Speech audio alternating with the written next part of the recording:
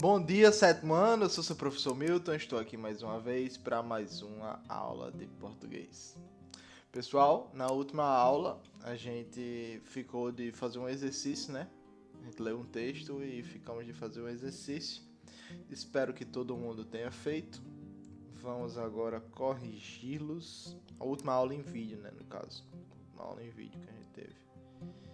Vamos corrigir o exercício da gente, então, né? Abram o livro de vocês na página 150, que foi o exercício que eu passei, o exercício da página 150 e 151 até o número 10. Foi isso. Então vamos lá, abram o livro de vocês na página 150 e acompanhem a correção. Número 1. Por que James Cameron veio ao Brasil? Por que James Cameron veio ao Brasil? James Cameron quem é?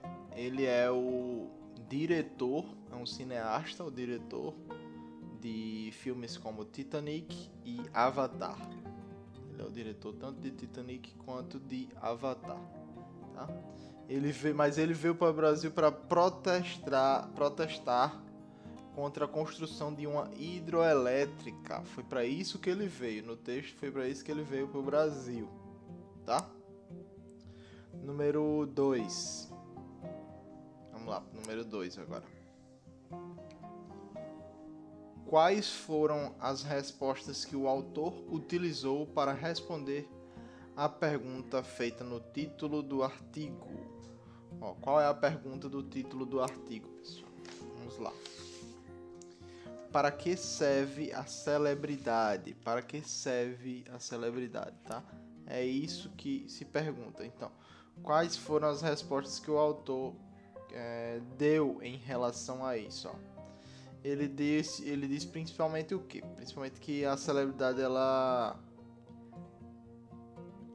tem um cunho de autoridade com base em quê? Com base na experiência. Na experiência a uma determinada opinião. E também, isso é né? Ele deu dois fatores. Um é isso, né? Autoridade, tem base de autoridade com base na experiência. E a outra é porque impõe respeito. A celebridade também, para pautar a mídia, influenciar e mobilizar, ela impõe respeito na opinião pública. Impõe atenção também, é outro dos fatores, tá? Temos esses três fatores. A celebridade serve para dar um ar de autoridade, de experiência, por mais que às vezes não tenha, e impõe respeito e atenção. É isso que o autor revela no texto, é isso que ele transcreve. Falar em transcrever, vamos para o número 3. Transcreva do segundo parágrafo do texto um argumento que o autor utiliza para desqualificar a opinião de James Cameron sobre a construção da usina hidroelétrica Belo Monte. Vamos ver.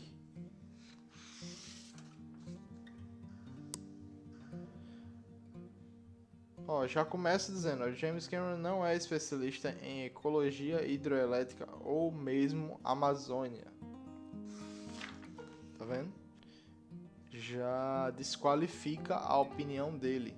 Deixa ele já como só uma celebridade que não entende nada do assunto da Amazônia, mas que quer meter o dedinho lá nas coisas que não são da sua alçada. Número 4. Vamos para o número 4 então. Segundo as ideias apresentadas no texto, a presença de James Cameron em Belo Monte impôs respeito ou atenção. Segundo o texto, ele impôs atenção. Só atenção, não respeito. Por quê? Porque para se ter respeito ali, ele deveria ter o quê? Ter uma experiência, ter conhecimento, devia ter toda uma bagagem prévia sobre o assunto. Então ele só impõe atenção, só faz olharem para aquilo, tá? Vamos para o número 5. No primeiro parágrafo do texto, o autor afirma que o cineasta James Cameron murmurava: Washington precisa saber disso. O que o cineasta quis dizer com essa afirmação? O que é que ele quis dizer com essa afirmação, pessoal?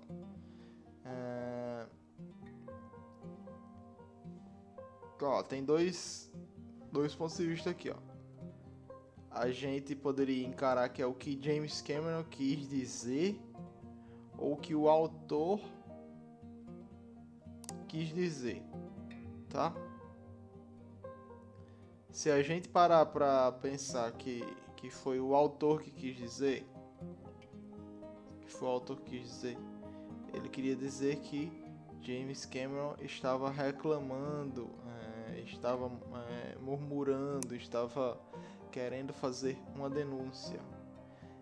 E se a gente for parar para pensar como se fosse James Cameron que dissesse, a gente pensaria que foi que ele quis dizer que o governo dos Estados Unidos precisa saber daquilo para tomar alguma decisão, algum conhecimento sobre aquilo, né? Sobre a construção do que estava acontecendo.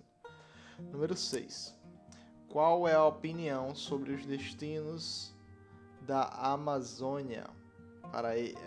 Os destinos da Amazônia. Qual é a opinião de Cameron sobre os destinos da Amazônia?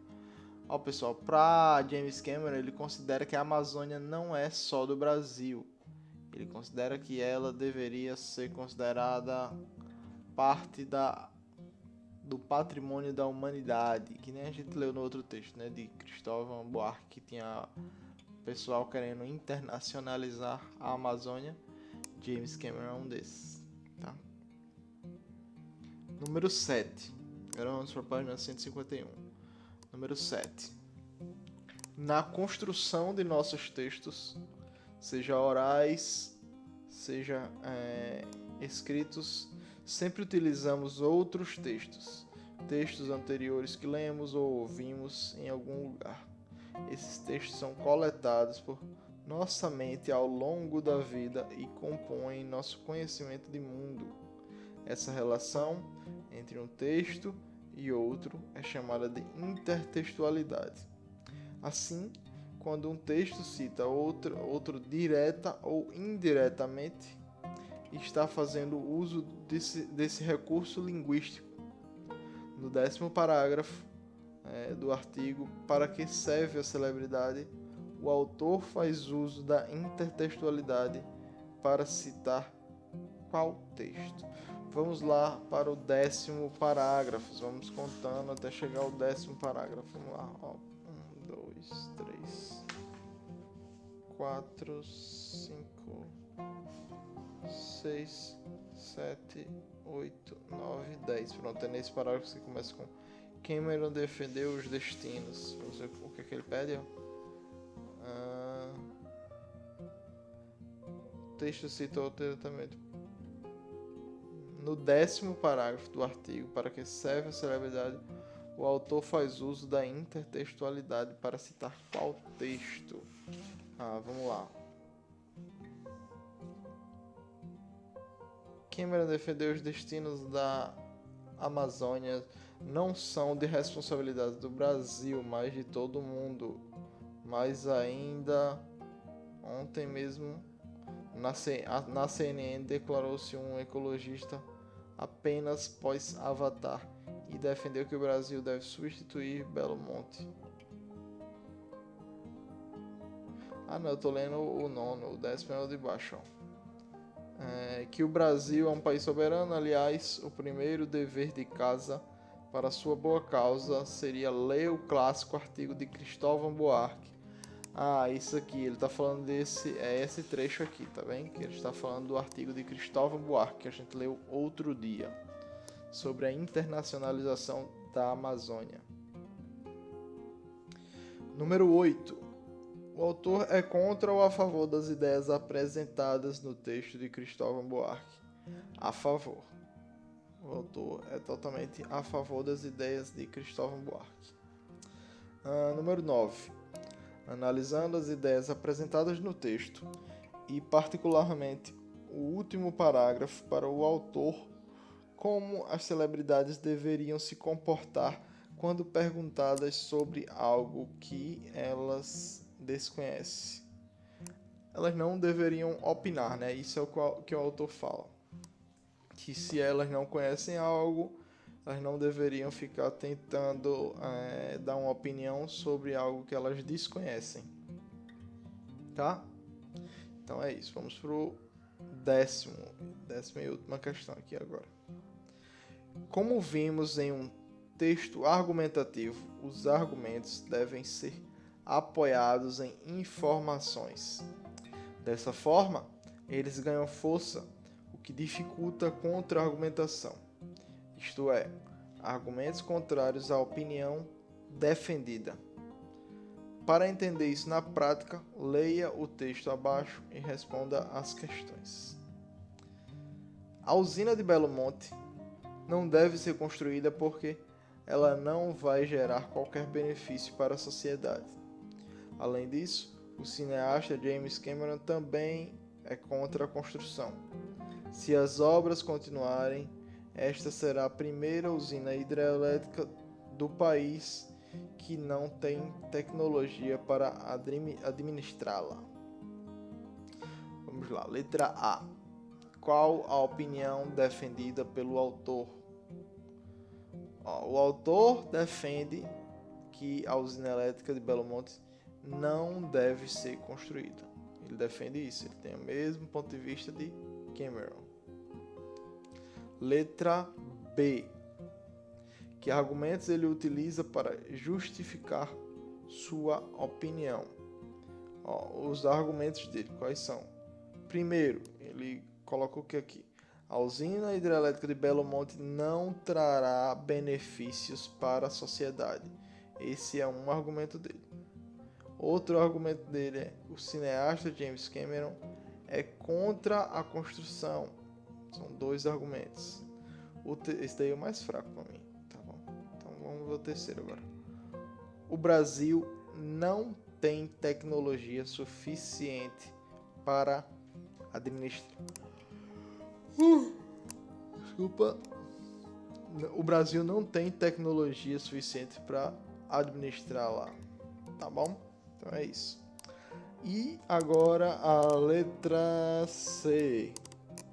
Apresente contra-argumentos para essas justificativas, tá? Apresentar argumentos. Ele deu 3 argumentos, né? Então vamos pensar aqui em alguns argumentos, né? Primeiro, qual é o argumento primeiro dele? A usina hidrelétrica do Belo Monte não trará benefícios para a sociedade. O primeiro argumento é que isso não é verdade, pois ela vai gerar energia. Gerando energia, a gente já sabe que vai trazer benefícios sim para a cidade. Então, a usina Belo Monte não trará nenhum benefício para a sociedade, é uma inverdade. Então a gente pode colocar: a usina de Belo Monte trará sim benefícios para a sociedade, como trazer energia para quem ainda não tem. Número 2, o James Cameron é contra a construção da usina.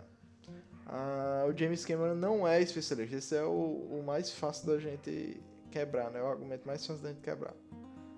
A opinião dele não tem valor sobre isso. Só um diretor dirigiu um filme que talvez fale sobre esse tipo de coisa, porque Avatar tem isso, né? É meio que uma Pocahontas em outro planeta, mas que não tem esse valor. A opinião dele não tem esse valor todo pra gente considerar isso. E a última, né? O Brasil não tem tecnologia suficiente para administrá-la. Sim, o Brasil tem sim tecnologia suficiente para administrar essa